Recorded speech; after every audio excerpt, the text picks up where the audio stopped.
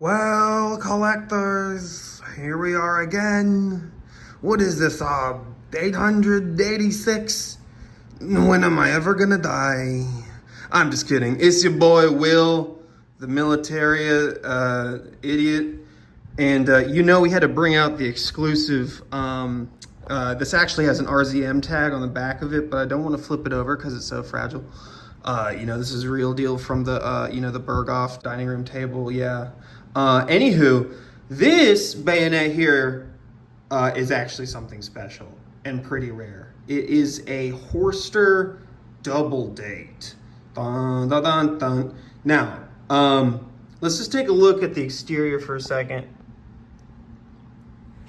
And I'm trying to get you, honestly, like the worst possible angle to show the amount of pitting, because pictures are deceptive on the internet, and there usually is a lot of pitting on these bayonets, but you can see pretty minimal for something that's so old. And well, I'll show you in a little bit. It's made later in the war. There's still a lot of bluing left, and you can see here on the back there's essentially no pitting. You can see the machining marks, which is again a late war feature. The reverse, it's actually blued much better than any other parts of the handle or the pommel. It actually looks like blue instead of this sort of plum patina that you tend to see with some of these later ones. I really like the plum patina. I think it looks cool. And you don't see them on all of them, but if you do, it's more than likely going to be a later war version. But you can still see whatever bluing they applied originally is, pretty striking still today in 2024. Okay, blade is pretty much schmack mint. I put a little bit of oil on this, but I wiped it mostly off. But I mean, my God, it's a screamer. It does have that plum patina. Oh, there we go. Ooh, can you guys see that? You might be able to make it out on the wrist. Yeah, sort of, but on the blade, there's no spots. I mean, if you look even here from the runner marks, it's just hardly anything. You usually will see a spot right around here, and then maybe a couple, something. To me, this is a completely unissued dagger. My opinion. On the back, just about as nice. I think that's just a hair. For a second, I thought that was a scratch. Hell, that might be a scratch. Hold on. What is that? It's a scratch. All right, fine. It's a scratch. You see that? Barely. Okay. Big flipping deal. It's pretty much schmack mint. In low light settings, when this thing's kind of oiled up, and I don't do it often because too much oiling will remove bluing and finish. It almost looks like a toy, though. It looks like a repro. It looks so brand new, and it has like this completely unfinished scabbard, right? Oh, I guess I should show you the double date. Let's see if we can actually capture the numbers here. 1852. Y'all see that? At first, I thought that was a U production stamp, but it's actually a V, and I'll show y'all in a minute the difference between the U and the V. There it is again, 1852. That one is so lightly marked, it's basically impossible to see unless you are, standing directly underneath the light, such as the lamp above me.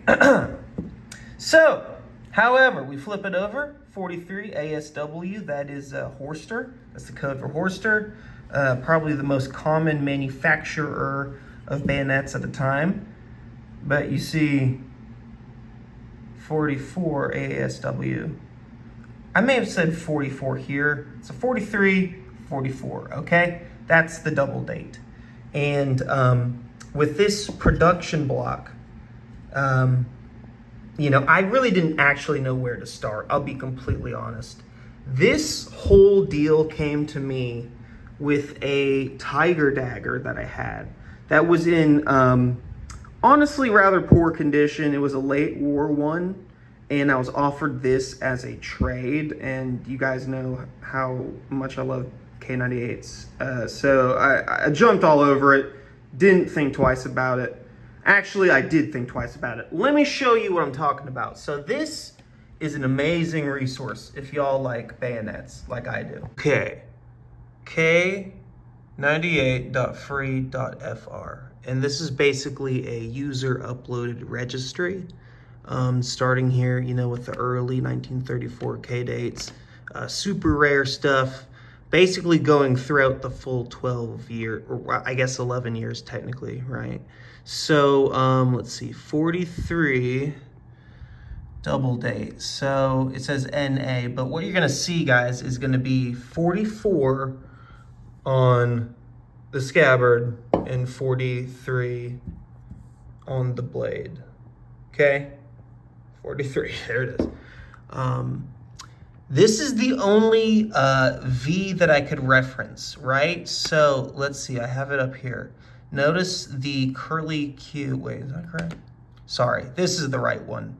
My apologies. So notice how the production stamp has a little curly Q at the top here. Again, I thought this was a U at first. Note the curly Q at the top. And I'll show you, or try to. Love of God. Yeah, you see that? Curly Q's at the top. On the U marked ones, you see the curly Q's at the bottom. Right, so here it is, double date, double date, double date. Wait, no, this is a single date. No, here's another V. I was wrong, there's another V. Oh my goodness. Look what was going on at the time, y'all. Now this one has more of the same features as mine. Now notice the more of a blued blade, yet the scabbard has literally no finish whatsoever. And there is absolutely like no well, maybe the slightest semblance of a 4 there. So that's a 43, 44 double date.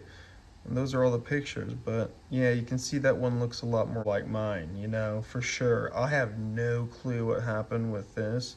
Someone did not give a shit. I mean, this, you know, these were dark times for everyone, so he probably just stamped it on the front and said whoops and just threw it in the pile and kept going. So I highly recommend this website, not even if you're into K-98s, but just the amount of dedication that these guys have put into to you know, showcase and document all these interesting bayonets is really quite something. And I really need to put mine up on here because there's only 2 V block double dates. Anywho, highly recommend this website. Check it out, y'all. Thank you everyone for watching, everyone who's interacted with the channel. More to come. This is your boy Will, the Militaria Idiot, signing off.